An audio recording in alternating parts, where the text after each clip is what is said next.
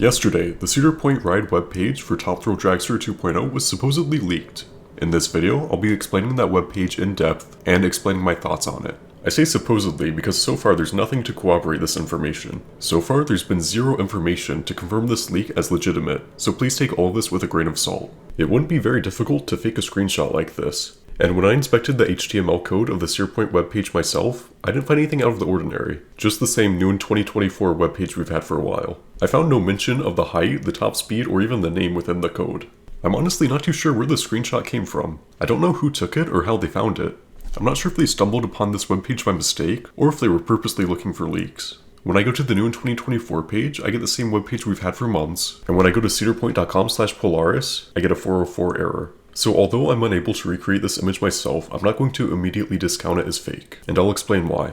Earlier this week, it was leaked that Cedar Fair is planning to discontinue the Platinum Pass in 2024 in favor of an all-park passport add-on to the Gold Pass. That leak was confirmed to be legitimate, so considering that recent leak, I wouldn't be too surprised if this leak was real too. But before I delve into this leak any further, please keep in mind that none of this is confirmed to be legitimate yet, so this could very well be fake. The screenshot of the webpage says in 2024, experience the thrills of the race with Polaris, a new high point of coasters. CP Racing has been hard at work developing the next evolution to thrills. With years of backgrounds in pushing the limits, they've set out to craft the ultimate experience in racing. Their experimentation has led to Project High Point, a quest to take guests to new heights, both forwards and backwards. After years of trials and revisions, Polaris is now daring riders to take on the top thrill coaster on the planet. Guests will climb aboard their customized racing vehicles to conquer 4 world records.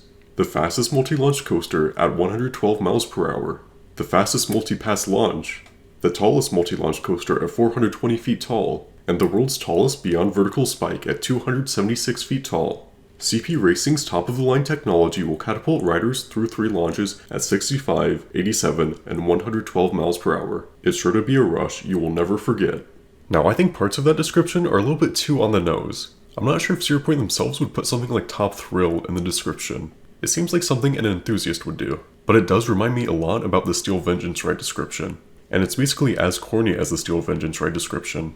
So it certainly has its similarities to other ride descriptions, but I think some parts might be a little too on the nose. Like someone's trying a little too hard to make it seem legitimate. At this point, I'd say it's 50-50 whether it's fake or not. I could see both scenarios being possible.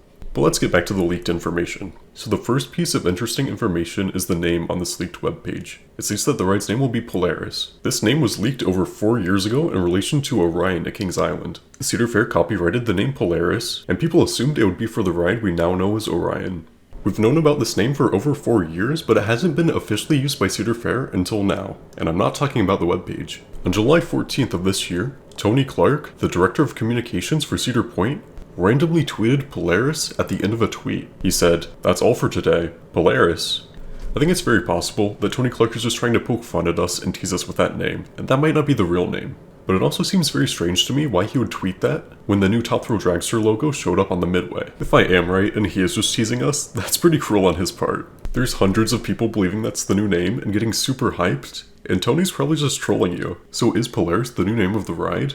Who knows? Tony Clark loves to troll and tease, and it's possible that this webpage is fake as well. But it is a copyrighted name owned by Cedar Fair, so it's possible. Next, the webpage finally explains what CP24PHP stands for. It stands for Project High Point, like Ultra Orion suggested. Next, the webpage states that riders will travel both forwards and backwards. And this makes sense. I think everyone on the planet by now knows this ride will have a swing launch and will launch forwards and backwards. So this piece of information isn't exactly new or interesting, so let's move on. Next, it says Polaris will break 4 world records. These world records being the tallest and fastest multi-launch roller coaster, the fastest multi-pass launch, and the world's tallest beyond vertical spike at 276 feet.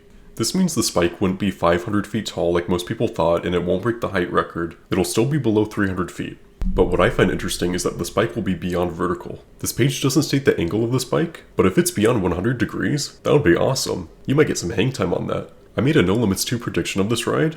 You can find a link to it in the description, but in that prediction, I made a spike about 200 feet tall as well. I'll put an animation of it on screen right now, and this lines up pretty well with the webpage we're seeing. So no 500-foot spike like some enthusiasts expected. If this is real, there's going to be a lot of upset enthusiasts.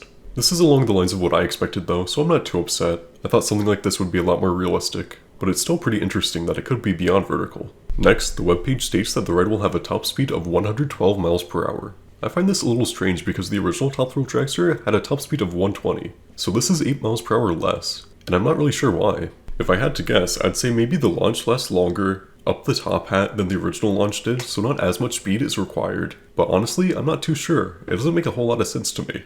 The next piece of information we have from the webpage are the launch speeds. The first launch is 65 miles per hour. Now this would not be enough speed to get the train to the top of a 276-foot spike. For context, Wicked Twister had a top speed of 72 miles per hour and a height of 215 feet.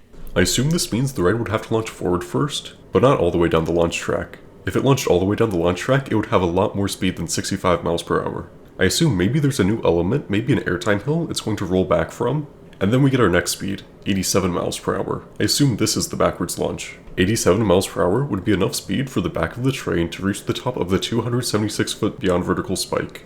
And from that point, I assume the ride falls back down from the spike, and then launches forward again and reaches its top speed of 112 miles per hour. The height of the ride is still listed as 420 feet, so nothing about the top hat is changing, but I don't think that was up for question anyways. The only thing on this webpage that doesn't make sense to me is the first launch speed. If you go to Google Earth, and measure from the old Top Thrill Dragster station to the beginning of the top hat, there's about 700 feet of launch track. I'd expect a lot more than 65 miles per hour from 700 feet of launch track, but like I said, maybe there's another element that we're not accounting for.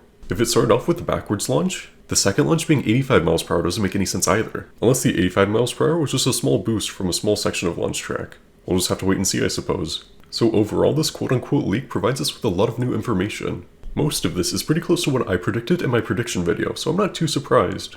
If it turns out that this is real, I know a lot of enthusiasts are going to be very disappointed because they thought it was going to be 500 or even 600 feet tall, and now it's starting to seem like that isn't very likely. But there is always the possibility that this is fake.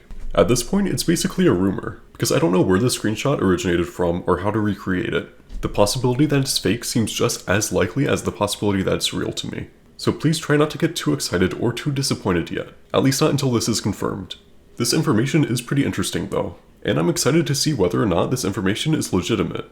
I'd also love to hear what your thoughts are on this information, so please let me know in the comments down below. Let me know if you're excited, disappointed, or both, and whether or not you think this is real. The ride stats in my prediction video are pretty close to these stats, so if you'd like to see what this would look like, check out my No Limits 2 prediction video. I'll link it down in the description below. I'll also provide links in the description to all tweets and sources in this video. I've been covering this topic for a while now, so if you'd like to stay up to date, make sure to stick around. Like always, thanks for watching, and I'll see you next time.